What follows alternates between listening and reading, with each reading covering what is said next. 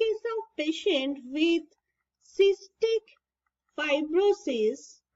this cystic fibrosis is the most common disease causing the mutation. So,